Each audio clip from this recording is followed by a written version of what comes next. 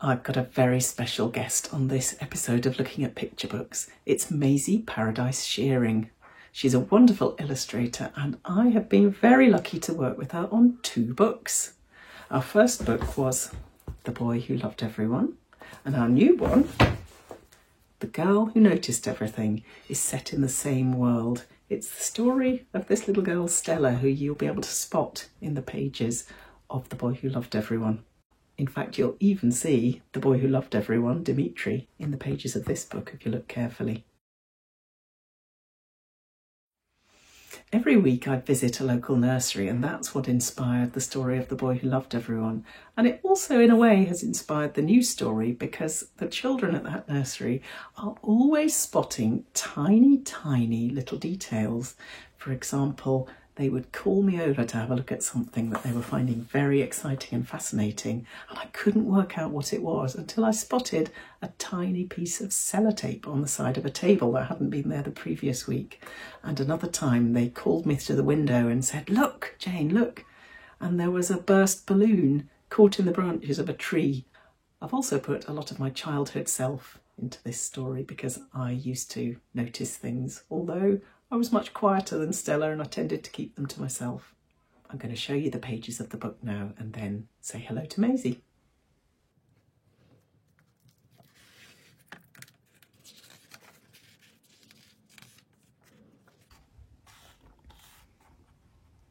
The story's all about Stella and her dad. And Stella is constantly being distracted by interesting things she sees, like the clouds making the shape of horses in the sky. And they go to the park and she just can't stop noticing things all the way there, including the faces on the bins. I love the way Maisie did these. She makes quite a few remarks about the people they see, which Dad finds a little bit embarrassing.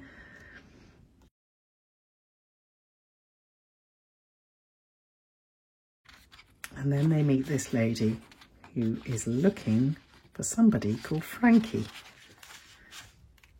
And Stella finds a blue feather. And when they get to the playground, she's distracted by some colours in the tree. And she does some detective work and finds out that this parrot is Frankie, who's the old lady's lost parrot.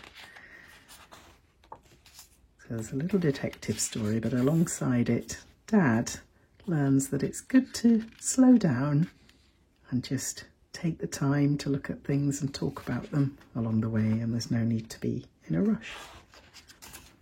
And there's this beautiful closing image from Maisie, which I think is just so warm and wonderful.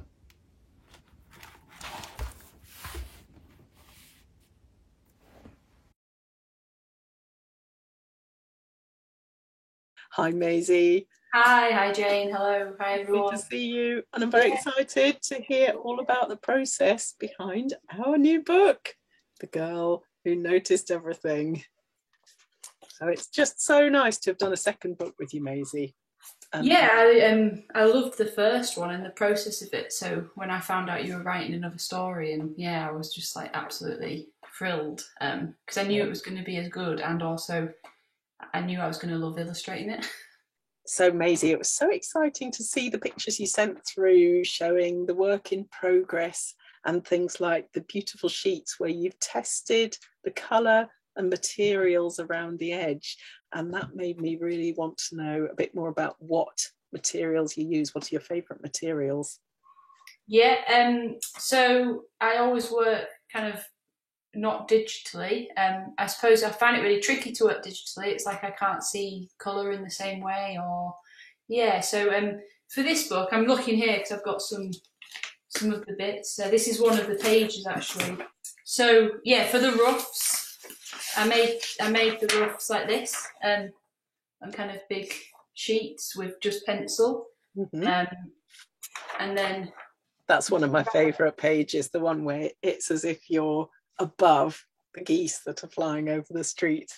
Yeah, and it took ages, to try and get it right. I was quite determined to have an interesting perspective like that, where we were seeing you know, as the reader, kind of even more than the characters could see, so we could spot even more things. But yeah, I have to say it took a lot of rubbing out, and you know, like some massive geese, and there was a different version from a different angle which I did like, but I think I just preferred this one because it was a bit more unusual. I was quite excited as well because the book's about noticing everything. I thought it'd be really interesting for kids, you know, to see something from a different angle and to make them think about how you can notice different things from, you know, if you're stood in different places or different heights. Exactly. Or imagine if you were one of the geese and even higher up, that's what you'd be seeing. So now I was pretty proud of this one actually. So that's the rough. It's done with pencil, and it's based on like my old walk to my studio. So there's lots of things that I see as well. So yeah, I wanted to kind of put in things that I spot around Hull and like have always struck me as you know, have stayed in my mind. And then this is the final. So it's all done with paint, mainly gouache, and let's see, maybe like a little bit of ink and dip pen. Or perhaps in this book, actually, I think I used a really fine brush and ink instead of dip pen. And there's bits of pencil, I don't know if you can see, but yeah, little bits of kind of pencil crayon, and just a lead pencil as well. And then, yeah, at the top, I mean, this one particularly just looks like smudgy greys, but I often like plan bits of the colour, you know, the top and the bottom before putting it on, because then it's a bit scary. And I know this one actually I started and then had to scrap it and start all over again. But yeah, I like doing all the details and the mechanics and things. Yeah. So is that a real garage and a real shoe shop in Hull? Yeah. So the shoe shop, actually the shoe shop isn't real. I just got into doing shoes in this book. This key cutting place is real. That's actually at the top of my street, so that's kind of invented. I've moved it there. This fruit shop is in Hull, and it's got this amazing big sign. The sign's even more spectacular than this, but it would have been too distracting for me to entirely. And this is a flower van that I saw in Bologna years ago, and I've always remembered. And so I love making this book because, like, I always spot things and have them in my head, and then in this book, in a way, I just got it all out, like all the things I've remembered from walks. And yeah, so after I've made it, I then scan it in, and on some of the pages I've added little bits separately. For example, actually, I just found this. These are all the spots on Stella's coat. Oh, how funny. So, like, yeah, that's like page 4, left-hand side. Yeah. So I added the spots actually near the end. And so there's occasionally bits that I'll add separately, but I put those on tracing paper and then add them on Photoshop. So I do a little bit of digital tweaking. I was just going to say I've cut down on how much I edit on Photoshop, because I think you can spend forever kind of fiddling. And actually I thought, I really admire, you know, I know a lot of people do, but John Birmingham, and, you know, it's so fresh and unedited. I really like that. So, and I love it when you see their original artwork. Like I saw John Birmingham's artwork in an exhibition, and you can see little bits where he's changed something by just gluing another piece of paper on top. So yeah, it's all painted, and then for example, like the line on Stella's coat, that's just like a pencil, like literally just a pencil. And I usually do the lines separately, and so then I can play around with like taking bits of line off. So on the last page, I did a lot of that. On this page, for example, the line was separate, and I just removed it from like Dad's back and things, just so I don't know if the whole thing didn't feel too outlined. Because this was different for me as well, working at this scale. So yeah, I'm really pleased with this page, and I knew it needed it, but it took me ages, and like took me about 400 roughs, because I'm just not used to drawing as big as that. Well, it was worth it, Maisie. That's my favourite page in the book, and for me, that's the page that's like the good night page in The Boy Who Loved Everyone. Yeah, that's what I felt like, because it's about the relationship between parents and I recognise that in the writing, that the book's about her looking at everything, but as much as anything, it's about their relationship. So I felt like the final hug needed to be big. We were talking about observation and how a lot of real life has gone into the book. And another of my favourite pages is the canal scene where they're walking along and Dad starts noticing things. Yeah. And is that all from sketchbook observation as well? This is actually, because I was living in Cambridge and then I moved to Hull. The Boy Who Loved Everyone was done in Cambridge, and this is based on that park in that book. So this one, it's not from, I didn't go out for this book and draw it, but I'd done tons of drawings in Cambridge. So it's like a collage of lots of... Yeah, and this is the bridge I used to walk to my house. There was a rowing club here. Yeah, I was looking at the pencil rough for this scene, which must be an earlier version because it's got Dad and Stella standing on one leg, just like the heron. And I love that. Yeah, I don't know why. Why did that not go into the finished book? I hope it wasn't me forgetting, but no, I must have been asked to be changed, I think. It is such a sweet drawing of them doing a playful thing together. And Dimitri's on this page. I know. It's so good to see him. So he's in the book twice. Yeah. He's in the playground scene as well. And the cats. I was counting the cats earlier. There's 8 cats. And then the other bit, well, I do love all of it, of course, but the playground scene where you've got the sweet chestnut tree, because I did say to you, didn't I, that I wanted it to be a sweet chestnut.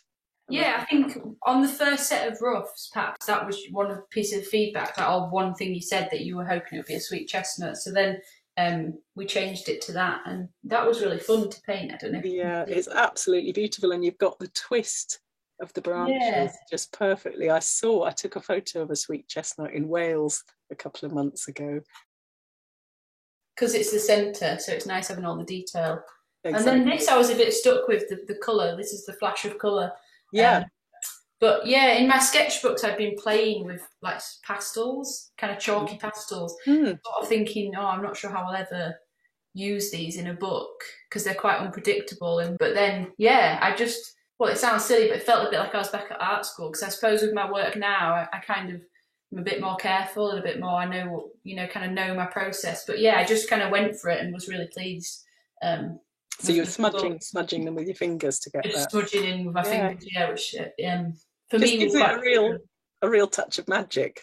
Yeah, because it's nice, and it feels like there's movement, I guess, like it's not as solid as the rest of the painting, and So that was the difference in this book, pastels, and then they kind of feature a bit afterwards, whenever there's like the feather. Yes. And the bird, I've got a bit of that sort of magic dust.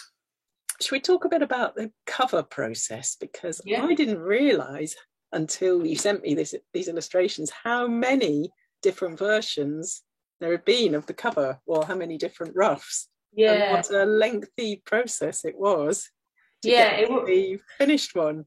Do you want to talk through that process a little? So I think it was difficult because I really like the cover for The Boy Who Loved Everyone, and I think it works really well. So it's got the big lettering like this, and so I kind of knew I wanted to go for the same thing, and I felt like the publisher would as well, to link them. So it's a long title, and then I've got a really long name. So I knew that this was, great. I knew that we'd have this. And so, to be honest, there's quite a lot of roughs because I found it quite tricky. With The Boy Who Loved Everyone, I think maybe because it was the first, filling that space just seemed to come naturally. Like, we had an idea of The Boy Who Loved Everyone where there was going to be like a tree and a bit more, but it was generally like Dimitri and his pals. But yeah, in this one, I think I was just struggled a bit with how to get this space and this space interesting, and also I kind of wanted to have an idea of Stella looking up, but then she couldn't be too small. Then there was the relationship with the dad, so it was like I think I had some versions maybe with the dad on, and because the book's also urban as well as the park, and then I didn't know whether to give away the bird on the cover. That's always a tricky one. But I think this one is the most striking with the colour. I think it was a good decision to include the bird. It's a tiny bit of a plot spoiler, not much. It was mainly hard just trying to get the perspective and not have the main character too small, because really, like, she would be smaller looking up at this bird, but I think it works. Yeah, and then on the back we've got these two, so that's nice, and it kind of links in the same location. And I liked drawing my squirrels as well, so yeah, the squirrels are very, very fun. Making an appearance. It's funny, I did do lots of versions, but it wasn't an agonising cover. I've had some covers that have been like really a headache, and this one wasn't as bad as that. And I was just looking through and enjoying all the pictures again, and looking at this one right on the title page, and there is Stella with her rainbow, and that reminded me, were you doing the artwork in lockdown? Yeah, so I moved out of my studio when I was making this. I guess it was so part of our lives, and the rainbows were so kind of positive, and we were all noticing them, so I thought it was a nice touch to have. I really like the way there's just that one tiny secret little reference to what was going on at the time. It's not, it's not a lockdown book or a lockdown story, but it's just kind of there. And in a way also, I think, when I wrote the story, which was a long time before lockdown, part of what motivated me to write it was wanting parents to slow down and spend time listening to their children and not always be rushing somewhere. And lockdown actually did that for everyone. Yeah. Yeah, everyone cherished their walk outside the house as well. It was an interesting process because when I was writing the story and discussing it with the editors at Walker, they were saying you mustn't make the dad be a kind of negative and bad character. And they were absolutely right. But at the same time, I wanted him to have that journey of just being, feeling a bit pressurized and rushed as parents are. Yeah, I think you've got it spot on. I think I had the same discussion perhaps on this page. I think I had an idea of him like washing the dishes. Yeah. But that was seen as being too kind of, I suppose, like in the picture book world, he needs to be focused. I had him doing, yet he still needs to have that journey where he can be more focused on her. Yeah. I think, I had in an early version of the text, I had him being really, really busy and just not having time at all. But sort of softened that. But I do think that's realistic as well. But you got to get it in picture books, I suppose. But I have him tidying out the mess drawer of Dune. Which I thought, everybody's got one of those. It's like the worst job in the world. But I had to have him looking over. I think that was a change that was made, and he had to be closer to Stella. So, but you've done it perfectly in the text. The structure of the book and the relationship between those two, and how he slows down. It works really well, I think, without being like too preachy or critical. Yeah, but I think it's really true that as a parent, you are like spending your day trying to get stuff done. Yeah. Because also you're getting stuff done in order to give your child a good day, like i.e. making their food and it's not like you're off doing fun stuff. But what they want more than anything else is your time and attention, and a parent is going to play and listen and like respond. And so there's one other little bit of real life in the book, which is this bit here, this character. I just love the way you've done him. This is one of my colleagues at Putney School of Art. And he very kindly let me take a picture of him to send you so we could have a proper, genuine punk in the book. And he actually said to me when I showed him the book, he was really pleased with it. He said that he thought you'd captured perfectly the fact that his roots needed touching up.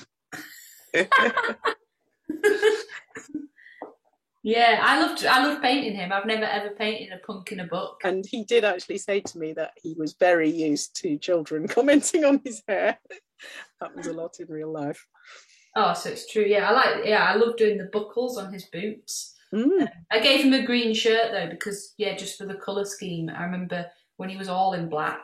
Yeah, I don't think he ever wears green in real life. Well, thank you so much, Maisie, for telling us all about the process behind the artwork. I just love what you've done with it, and I'm so excited about our second book together. Yeah, thank you very much for inviting me to talk. So it's out very soon. Yeah. Thanks, Maisie. Thanks, Jane. Bye. Thanks, bye. I'm just going to finish by showing you one more book. We were both talking during that chat about John Birmingham, who's someone we both admire very much. So I'm going to show you Borka, the story of the goose with no feathers, which was first published in 1963.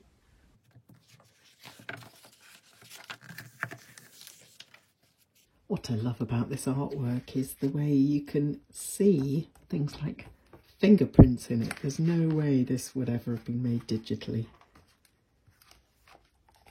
And there's something really atmospheric about these scenes, which look as if there was a little bit of printmaking involved there. This is actually the book I saw the artwork for a few months ago, and this page is actually, quite a lot of it is collaged, which you wouldn't necessarily know looking at this.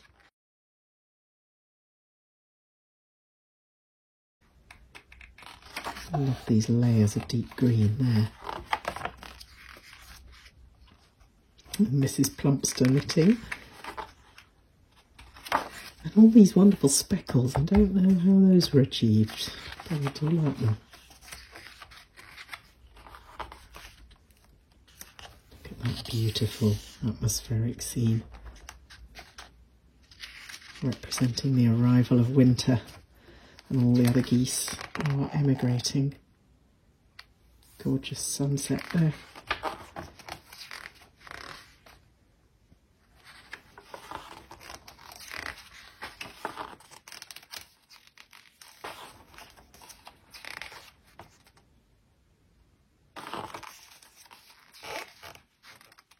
The story ends with Borka arriving back at Kew Gardens and making her home there. Thank you for watching. I'll see you next time on Looking at Picture Books, and in the meantime do click the link below to subscribe to my channel so you don't miss any future episodes. Bye!